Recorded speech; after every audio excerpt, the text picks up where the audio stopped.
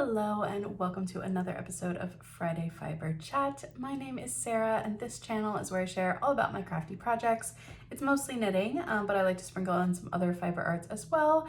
And today we're going to be talking about Andrea Mowry's new Rhinebeck sweater, and I'll talk a little bit about my previous experiences with some of her Rhinebeck sweaters and what this whole thing is about.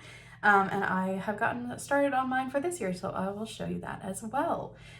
If you would like to follow along with me on social media, you can find me on Instagram at Sarah_seams and on Ravelry at Sarah Ribble. Those are linked in the description box below.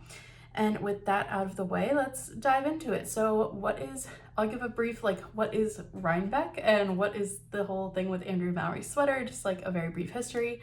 So Rhinebeck is probably the largest, if not one of the largest fiber festivals in the US. It's definitely one of the most popular. It takes place in upstate New York every October, and it's just a huge, lovely outdoor fiber festival. I did get a chance to go last year for the first time, which was super fun. I actually made a whole video about my experience, so I will have that linked up here as well as in the box below if you want to take a look at that. But yeah, it's just really, really fun. So many people come from all over the world, it's such a huge event. And there are a lot of meetups that happen with designers and podcasters and all of this. And Andrea Mowry is definitely one of the most popular designers out there. She every year designs a sweater for Rhinebeck. And then at Rhinebeck, there is a meetup where everyone that has knit her sweater gets together with her and they take a photo. It's like a whole thing. So I first participated in her knit along. She also hosts a knit along for the sweater leading up to Rhinebeck. And the pattern for this year, it just came out last week. So it's called, sorry, I feel like I'm scatterbrained.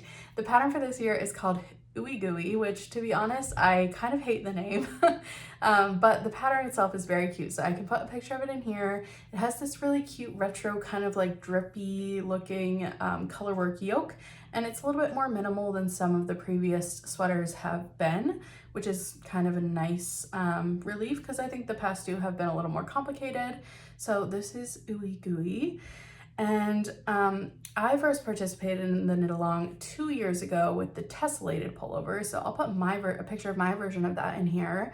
I did not finish this in time for the end of the knit along. It took a very long time to knit. This one was a bit of a slog, but I have to say it's one of my favorite sweaters I've ever knit. I really, really love it. I love the fabric that it made. I loved the yarn. So my main color, the navy, was Malabrio. Or no, not Malabrio, Barocco Lannis. Sorry, I don't know how I got Malabrio in my head. Barocco Lannis, that's the navy. And then I used Primrose Yarn Co.'s Homestead Sport, which is a color changing yarn similar to Spin Cycle as my color changing yarn. And that one was kind of sunsetty colors. It was like pinks and yellows and oranges. And then there was also a fluff. So I used a lighter blue Surrey as my third color. And this sweater was all over mosaic knit. So not only was it sport fingering weight, it also was mosaic knitting. So it really just took a really long time to knit. But as I said, I'm really happy with the finished project. Last year, the sweater was the framed. So I'll put a picture of Andrea's version here. And I loved this design out of the gate. I loved the quilt motif. But the more I looked at it, the more I felt, and I did actually start knitting this in some yarn that I had, and it was knit bottom up, which is never a love for me.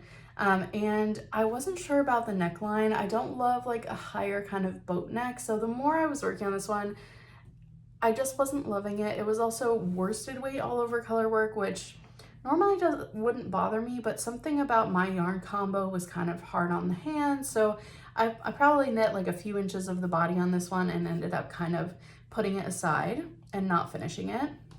I could see myself revisiting it another time, maybe using a different yarn, but the combo I had, I just wasn't loving. And I also wasn't getting enough credit for the contrast in my yarns, so that was just kind of a wash. But it was sad because last year was the year I did end up going to Rhinebeck and I didn't finish the sweater. It's interesting. Some people, I think people have one of two reactions to this idea of the Rhinebeck sweater.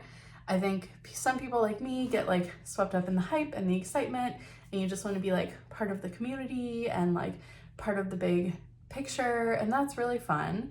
But for some people, that's not fun. Like, it's much more fun for them to do something totally unique and create their own Rhinebeck sweater, and that's awesome too. So whether you're into it or not into it, I'm just here to provide a little bit of info on this year's design and show you my progress on mine. So back to the Ooey Gooey. I have cast it on already. I cast it on the day it came out. And I did say to myself that I was only gonna knit it this year if I could use yarns from stash. I really didn't want to buy yarn for this because I am trying to use what I have, and I've been buying some other stuff recently. So I said I'm only gonna do it if I can use yarn that I already have. And luckily I did have some yarns that I could use. So I had actually set these yarns aside for a different project. I recently talked on a podcast about how I was planning to knit the pressed flowers shawl with these yarns, but I think they're gonna be a perfect fit for this sweater, and this sweater jumped up the queue, so I'm gonna use them for this. So my main color is this, which is Kelborn Woolen's Cricket. It's 100% merino. It is a tweedy base. It's 415 yards for 100 grams. And let's see, the color is mulberry. So it's really, really pretty, this lovely dark purple. It has all these like colorful tweedy bits in it, which I love. The one thing about this is it is a single ply. So that wouldn't normally be my first choice for a sweater, but I think it'll work in this case. And it is a little bit thick and thin. So we'll see how the fabric blocks out. I did not do a gauge swatch. I just cast on. I know that's bad, but that is the truth. So I'm eager to see. I think that it will fluff up a lot in blocking and kind of fill in any gaps where there might be some thick and thinness in the yarn.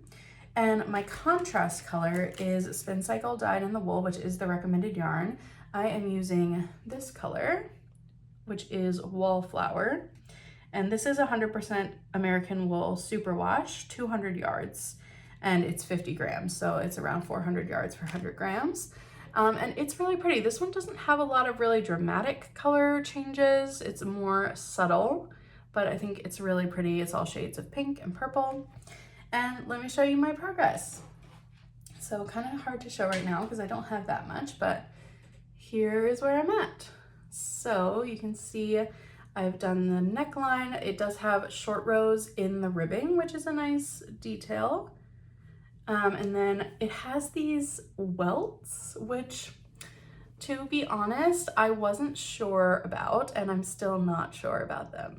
I think they don't look great right now because the fabric is all bunched up. So I'm hoping like when it's blocked and you can stretch them out and kind of even them out, it will look better, but it seems a little bit of an odd detail to me. I did consider omitting them, but I thought if they were just flat stripes in the main color instead, it wouldn't look quite as impactful. So I decided to just go for it. I do think once it is like, you know, stretched out and properly blocked, I am hoping that they will lay nicer. They're just a little like wobbly and kind of weird looking right now. But then yeah, you can see I've gone through the first part of the colorwork motif. I'm actually about halfway through the first colorwork chart, and I'm loving it so far. The welts are not hard to knit.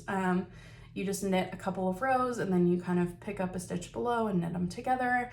And Andrea gives great instruction for that. So yeah, here's where I'm at. Let me see if I can kind of stretch a portion out so you can see it better. I think the yarns are looking really nice together. I love that you can see those little tweedy bits in the color work.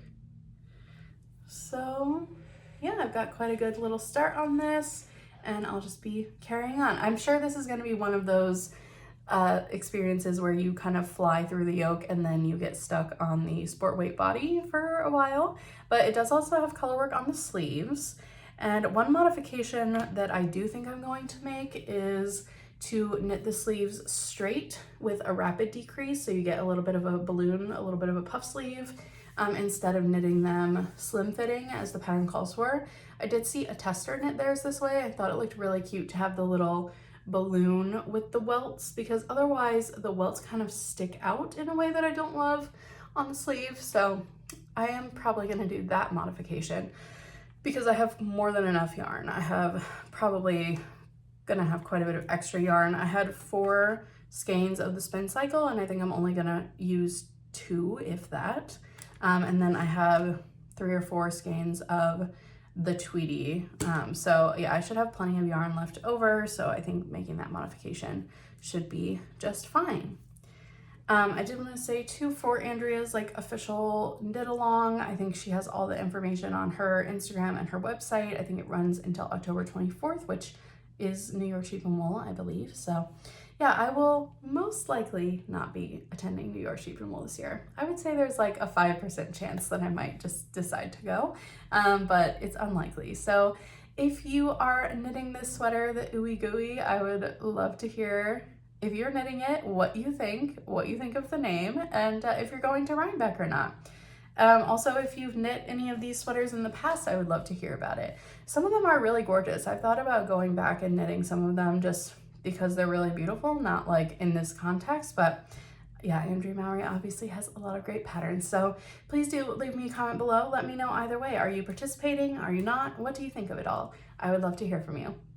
And I will be back next week with a regularly scheduled podcast episode. And I did just want to say here, and I will put this on Instagram and the community tab as well, but I'm also currently hosting a knit along, the Scrappy Summer Sock Along.